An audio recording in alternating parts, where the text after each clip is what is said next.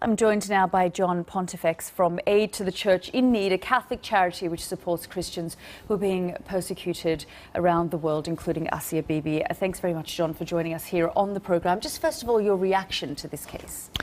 Well, words don't come close to describing the sense of overwhelming joy that we all feel with news that Asia Bibi will indeed be released.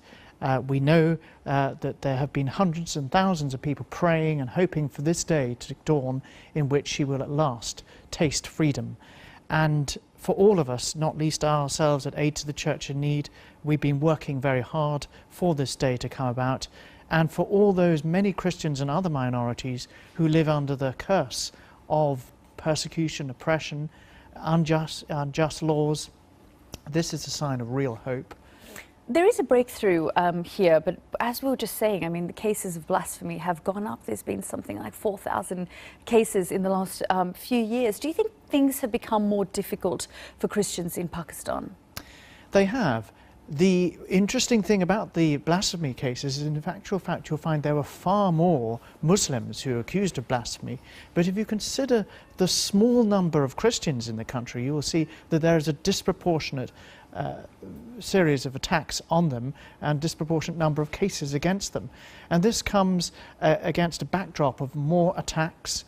You'll remember the attack on the church, All Saints Church in Peshawar, the attack on Joseph Colony in Lahore, and there are other attacks which we've seen the aftermath of, involving Christians leaving en masse, which is a new phenomenon. The violence, persecution is causing an exodus of some Christians from the region, and it's time for that process of clearing out of the Christians to stop, for Christians to be able to take their rightful part in society alongside the many other minorities who also suffer, not least the Ahmadiyas and the Hindus and others who also suffer. Indeed. Why do you think this case has been so controversial? It's been controversial for the simple reason that this is a woman who protested her innocence from the very start and who sought the support of a wider community of people, and we know that the case against her was rested on very fragile foundations, and it became a test case over time for the rule of law in Pakistan. Was this a country that followed the rule of law, or was it a country that essentially was under mob rule? And the whole case spoke to the heart of the problem that faces justice and peace in Pakistan, and it's a test case for that very sense of justice in the country. Give us a sense of what can actually happen to you if there's even the slightest hint of blasphemy.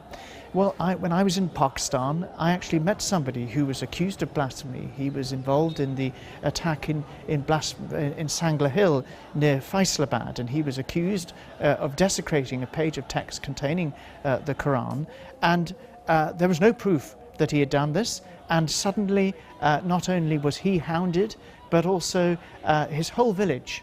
The Christian community, churches, hostels, presbyteries, priest houses, convents were attacked. And all of this on a very flimsy piece of evidence. And he had to be taken off into hiding. And I remember him begging on bended knee for a new life outside of Pakistan, knowing that if the mob got hold of him, he would indeed be lynched. John Pontifex from Aid to the Church in Need, thank you very much for joining us here on